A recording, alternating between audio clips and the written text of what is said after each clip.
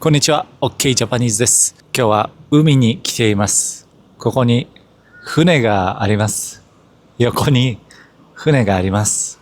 今日も日本語のポッドキャストを話していきます。N4 から N3、N2 ぐらいの難しさでお話しします。もし、難しかったらトランスクリプトが僕のウェブサイトにあるので、ぜひ登録して見てみてください。今回のポッドキャストでは、いろんなお話をいろんな場所でします。短いお話をして場所を変えてまた違うところで話す。そうやるとね、皆さんも飽きずにつまらなくなく聞くことができるんじゃないか。ね、カラスもそう言っています。そうだそうだ。そうだそうだそうだと、おっしゃっております。今僕はどこにいるかというと、神奈川県、東京の横、神奈川県の湘南におります。そうですね、スラムダンクで、ね、有名な江ノ電、江ノ島電鉄がね、一番有名かもしれません。大仏もありますしね。大仏なんかもある、海の近くの綺麗な街でございます。で、僕はね、今日はちょっとリフレッシュお休み。リフレッシュでね、リラックスのお休みのために来ました。こんなね、綺麗な天気で、いい天気ですからね、テンションが上がっております。そして今嬉しいのは朝ごはんを食べたんです。そう、この話は味噌汁の話です。はい、一つ目のお話は味噌汁のお話。泊まった場所のね、定食でお味噌汁があったんですよ。日本の定食ですね。しかもちゃんと手作りでちゃんと時間をかけて作った定食。温かいね、まるで家で食べるような家庭の定食。お味噌汁、お魚、野菜も果物もお豆も入ったね、美味しい定食を食べた。しかも海を見ながら食べることができました。こんないい一日のスタートはあまりないですね。久しぶりに爽やかな気分に今なっております。そこでおにぎりじゃない、そこで味噌汁を僕は持ってスーッと口に当ていただき、なんて美味しいんだ、なんて落ち着くんだ。僕は深呼吸をしました。心が休まるね。少し肌寒いですからね、少しだけ寒いから温かい味噌汁が本当に、美味しかったです。そして僕はお箸を入れました。お箸をね、味噌汁に入れて、そしたら具がたくさん入ってたんですよ。そこで僕はちょっと驚きました。お味噌汁って最近僕の飲んでいるお味噌汁は具がありません。例えばファストフードの吉野家、松屋、すき家、そんな牛丼お店がありますね。行ったことあるかもしれません。そこの味噌汁ついてくるところもあります。でも具はわかめが少し浮いてる。2、3個のわかめ。玉ねぎがちょっとだけ浮いてる。もう海に浮かぶ海藻のように。海に浮かぶわかめのように。もう主役ではない。ただそこに存在している。そして味噌汁という形をなんとか保っている。なんとか味噌汁と呼ぶことができる。そんな味噌汁をいつも飲んでいるんですね、僕は。だから僕の味噌汁はそういうものなんです。それでね、今日の味噌汁を食べて、体に染み入る出汁の味、インスタントではない味、そして箸に重さを感じるような具が入った味噌汁、それを食べた瞬間、私はなんて美味しいんだと思ったと同時に、私の普段食べている味噌汁について考えさせられたんですね。そうだから自分がいつも食べて慣れているものについて考えました。ああ、僕はこういう味噌汁を食べていた。そしてそれを何も考えていなかった。疑問にも思っていなかった。どんな味噌汁を食べるかということにあまり考えていなかった。それにまず気づかされた、そんなお味噌汁のお話でございました。じゃあ次の場所でね、違う話をしましょう。それでは。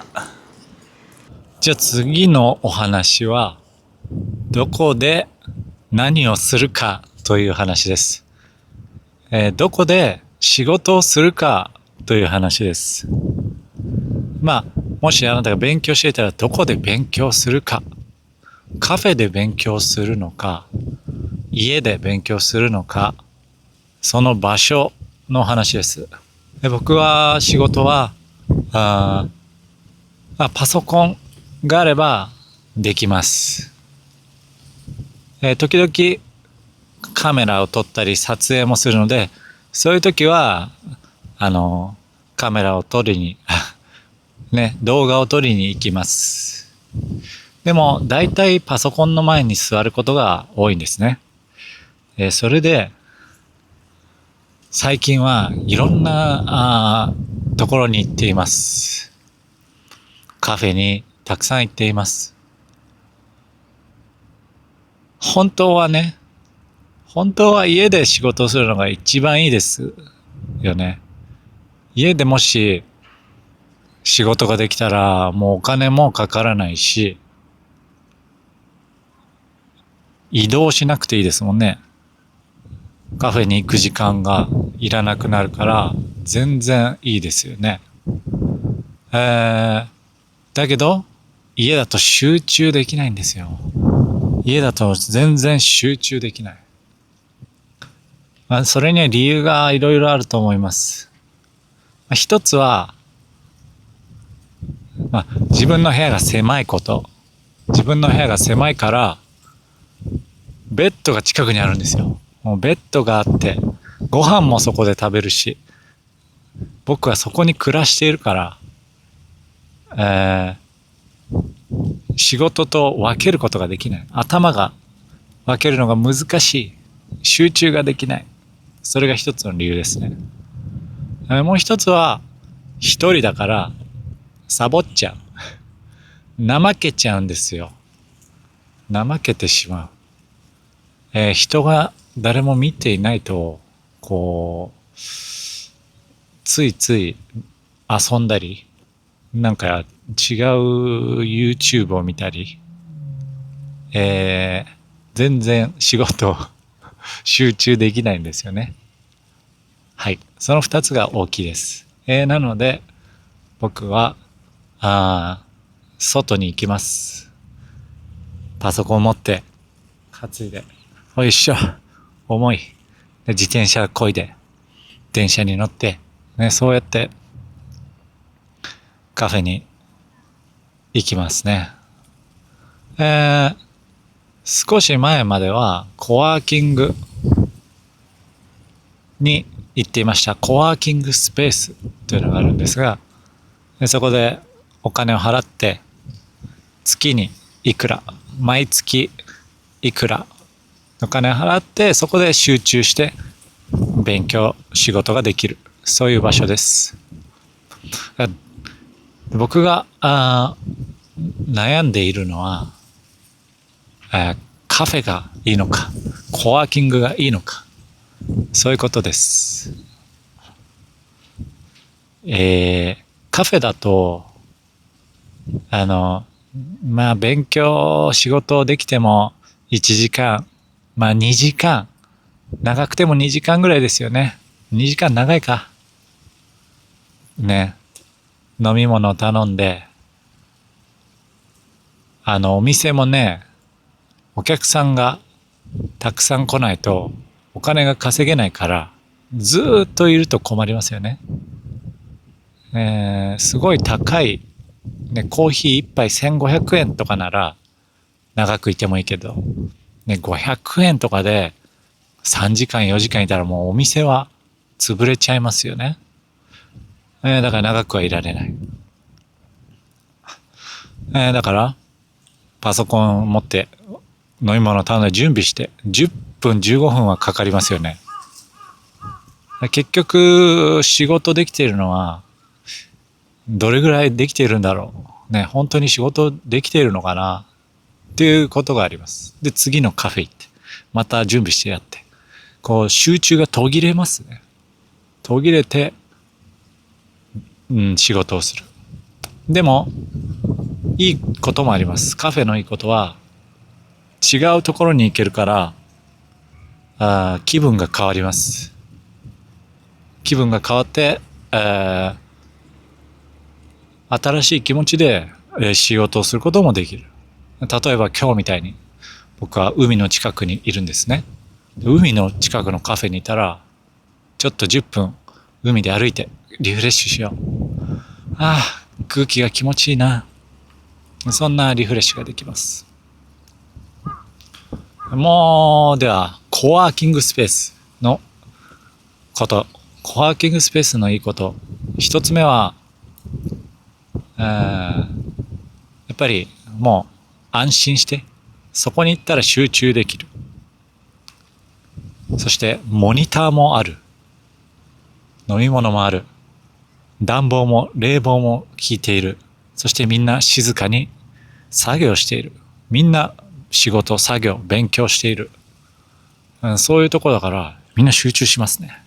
だからやばい、今も集中しなきゃ、よし頑張るぞ、そういうふうにちゃんと集中して仕事することができる。それはいいことですね。しかもロッカーを借りたら、ロッカーに自分の荷物を入れて、そこにいつものものを置いといてね、マウスとかキーボード、ノートとか、自分のお気に入りのお気に入りのコップでお茶を飲むとかすぐできます。それがいいところで、良くないところは、同じ場所っていうところですね。時々こう飽きてしまうというか、また同じ場所か、ご飯もこの近くのお店もう飽きたな、何回も行ったな、何回も食べたな、なんて、そういう風な飽きてしまう。あと一つはお金です。やっぱりお金が高いというところがありますね。そこが悩みどころなので、僕はコワーキング行ったりカフェ行ったりいろいろ変えてます。今はカフェにたくさん行ってます。じゃあちょっとね、次違う話しましょうか。めちゃくちゃ50人ぐらい人が来たんで、50人ぐらいの女子学生が来たんで、次の場所行きましょう。次のトピックは人と比べることについてです。あなたは人と比べることがありますか？僕はね、やっぱあります。時々あります。結構ありますね。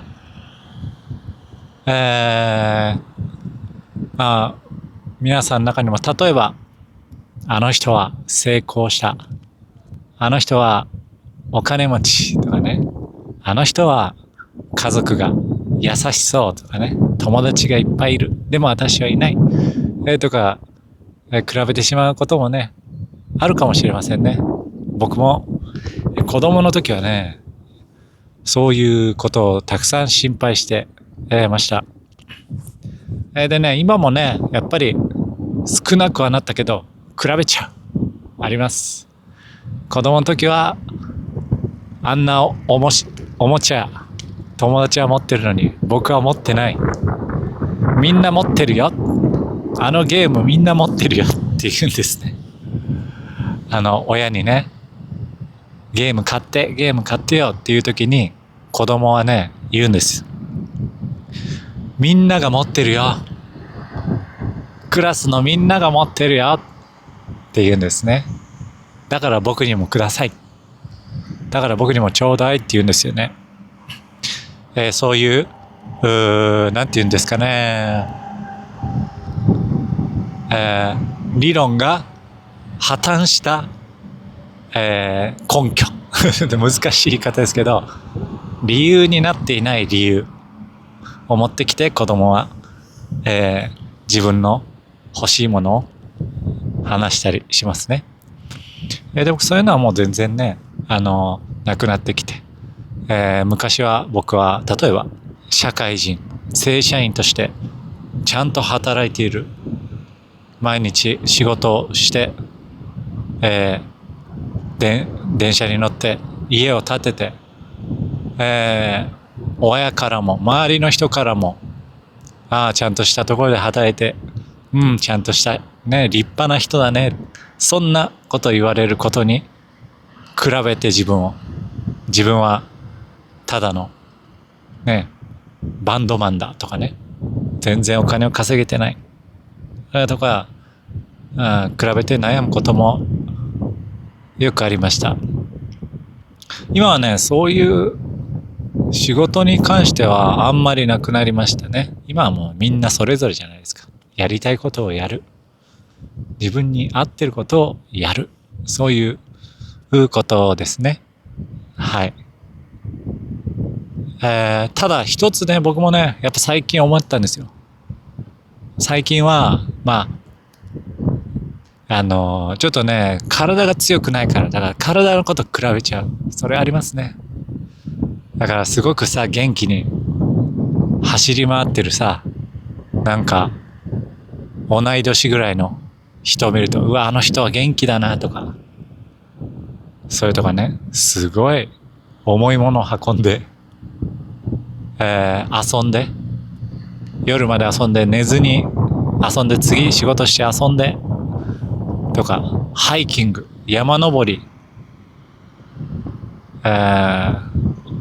朝3時に起きて山登りに行くなんてのもね、こう、すごいななんて、自分にはできるかな、いや、自分はいろんな、体が強くないからできないな。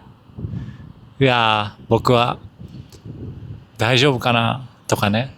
そうやってね、ちょっと比べてしまうことが最近はよくあります。だから比べてしまうことはあんまり変わってないかもしれないですね。はい。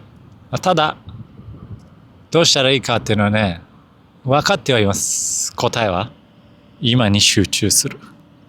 今やるべきこと。で、その時にやることに集中する。例えば今だったら、僕は OK Japanese というポッドキャストをやっています。これを撮る。OK Japanese を続ける。ね。日本語の役に立つもの、人の役に立つことを作る。それがタスクがあります。それをやる。悩まず。とにかくやってみる。1分でもいいからやってみる。そしてやる。そこに集中する。そうすると、やってる時はあまり余計なこと考えませんね。こうやって話してる時はあまり不安の話とか人と比べるとかの話ばっかり考えることはありませんね。だからこうやってじゃあこれがもしポッドキャスト撮り終わってじゃあ次は、あの人にメールを書こうとかあの人に電話をしようとか次はそれをやる。そして次帰ったら家の掃除をしなきゃ。家の掃除をしよう。一つずつ集中する。一つ一つやる。それがいいとは分かっています。頭では分かっています。でも時々できない時もある。人生そういうものですよね。そうやってこうした方がきっといいんだろうなって分かっていながら、でもいろんなことが人生で起きて、また違うことを考えて、そう言いながら進んでいく。そう言いながら日本語の勉強していく。そう言いながら仕事をしていく。歩いていく。それが人生なんじゃないかななんて思っております。はい。じゃあ次のトピックいきましょう。それじゃあ次のトピックは歯医者の話をしましょう。家に戻ってきました。家に帰っています。歯医者。実はこの歯医者の歯の話は、何ヶ月か前にしたんですが、僕は歯が悪かったんです。歯が痛かった。痛くはない。痛かったっけ？痛かったんですね。それでもうダメだ。抜かなければいけない。もう歯を抜いて、でーって抜いてしまわなければならない。そういう、もうダメかもしれない。という歯だったんですね。でも、医者を探して、いい医者はいないかって探して見つけたんですよ。で、そこでね、最後の望みをかけて、もう最後のチャンス。この歯は救えますか？無理ですか？って聞いたんです。そしたら医者も、難しいかもしれませんね。これは、もしかすると、歯の上を切ってやったり、ちょっと大変かもしれない。歯を開けて掃除する、きれいにするのだと治らないかもしれません。ちょっと僕、どうにかやってくれませんか、先生。そうですか。まあ仕方ない。やってみましょう。ね。そうやってやってくれたんです。素晴らしい先生が。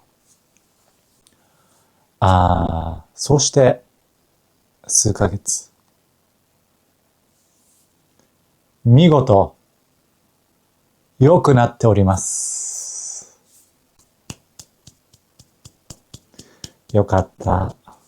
よかった。だからまだね、歯があります。一回直して、今様子を見ています。悪かったところ、レントゲンを取って見たら少し小さくなってました。ね、悪いところ、虫歯が小さくなっていて、菌もね、減ってきている。よかった。そういう報告でした。ね、もう本当に歯がないね、歯抜け YouTuber になるところでした。歯抜け日本語系 YouTuber になるところでしたよ。いいんだけどね。別にいいんですけど。はい。そういうことです。はい。では次のトピック。トピックというほどでもないんですが。なんでサングラスをかけているんですか？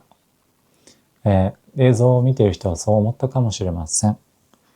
これは僕は特に、大きな理由はありません。でも一つお話があります。YouTuber のケイシー・ナイスタット、アメリカ人 YouTuber ケイシー・ナイスタットは昔とても有名でした。彼がサングラスをかけているのが彼のスタイルです。これなぜかっていうところで一つ理由があって、こうやってサングラスをかけながらこう画面を見ます。画面を見ますね。で、僕がどこを見てるかあまりわかりません。目線が。で、本当は僕はこんな方向を見てたり、上見てたり、ね、目を閉じているかもしれません。で、こうやってね、カメラを、設定を見てるんですよ、実は。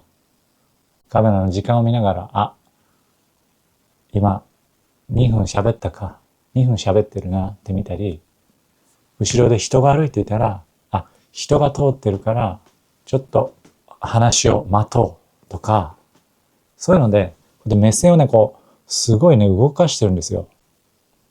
そんな目線動かす人が話してたら気になりますよね。あなたも。この人どこ見てるんですか？話、本当に集中できません。OK さん。そういうふうになりますね。だから、今、サングラスをかけてみたんです。どうですか？怪しいですか？おかしいですか？ OK さん、部屋の中だぜ、今。部屋の中なのになんでサングラスをかけているんだい？サングラスは室内のものだろう。そう思いますか？それとも、確かに。OK さんはいつも目線が左に行ったり右に行ったりしてるから、この方が集中しやすいな。うん。そういうふうに思いますか？それとも、どうでもいいよ。早く日本語を話せ。どうでもいいから日本語を話すんだ。そう思いますか？はい。いろんなコメントを教えてくださいね。はい。そして、もう一つね、今日話したいのは、昨日ですね、僕は仕事に行ってました。仕事をしてました。僕最近、カメラを持って、動画を作る仕事もしているんです。それをね、始めて楽しいですよ。ある社長、彼、ビジネスやってるんですが、とってもね、お世話になっている。本当にありがとうという気持ちがたくさんある人なんです。本当にいつもありがとうございます。っていうね。それはなぜかというと、もちろん仕事をいただくことは嬉しい。そして何より、話していて面白い。で、こう、勉強にもなるし、ね、いろんな話をして、対等な立場。こう、仕事、はい、やれや仕事やれ。ありがとうございます、やります。じゃなくて、フラットに、同じ立場で話してくれる、そういうね、人なんです。年齢は僕よりも上でね、いろいろな人生経験をたくさんしている人なんですが、彼の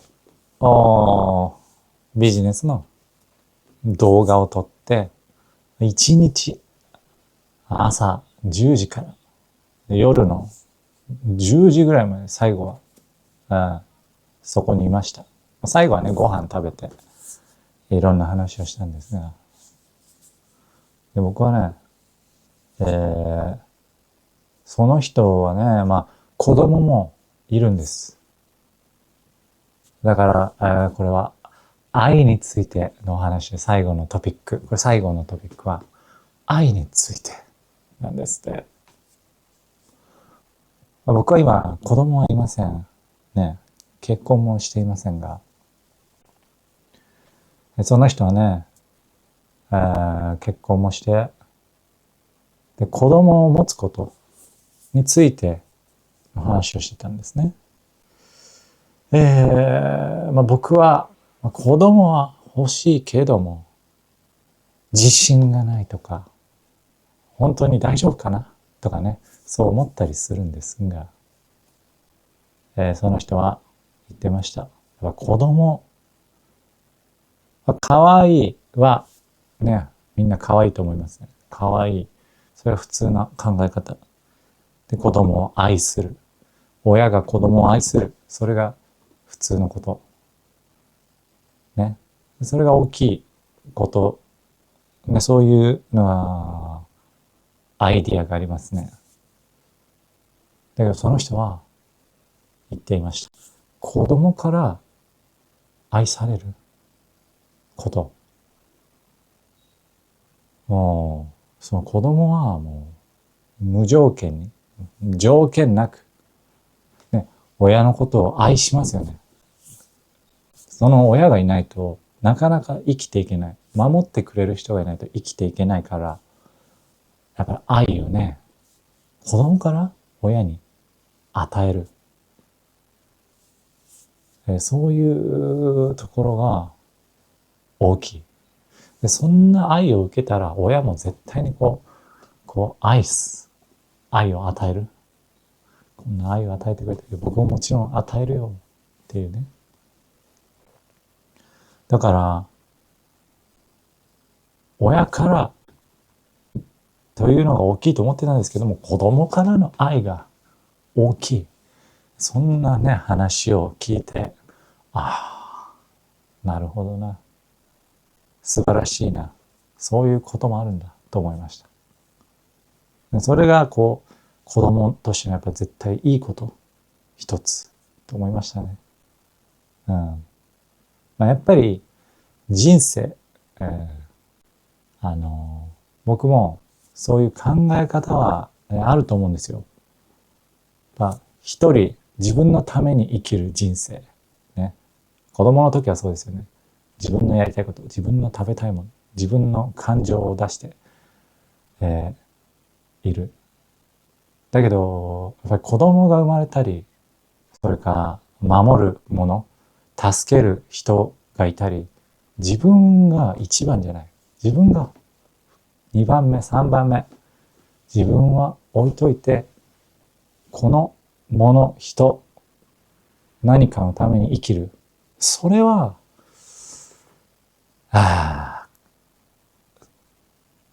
人間の、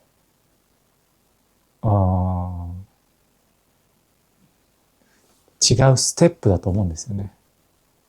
一人でのための人生と何かのための人生って少し違うもの。で、僕はそっち2個目の何かのため、人のため、子供のため、家族のため、国のためでもいいと思います。何かのために生きるっていうのは美しいと思うんですね。昔はね、僕も音楽一人、自分の音楽、アーティストみたいにいますよね。天才画家、一人で生きた天才画家、自分の表現をして、孤独、孤高の存在、そんな生き方もあったと思うんですが、そう僕もね、年を重ねるにつれて、年を取るにつれて、年を取っていくと、何かのために、人のために何かをして生きる。それが美しい。そういうふうになりたいなっていうふうに思っています、最近は。それ憧れ。でも、まだまだ全然できていない。だからね、その子供を育てるとか愛するとかも、その一つだと思うんですね。他にもね、本当世界の平和のために働くとか生きるとか、それとか家の近くのゴミを拾って家の近くをきれいにするために生きるとか、どんな大小はね、ないんですけど、とにかくそっちの人のために何かをする側になりたい。そういうのをやっぱ昨日も聞いて改めて思いました。はい。はい、そんなお話でした。はい。どうでしょうか？サングラスをしてると怪しい人の話に聞こえますかね？少しだけ怪しいかもしれませんね。はい。それでは次のまたね、ポッドキャストでお会いしましょう。さよなら。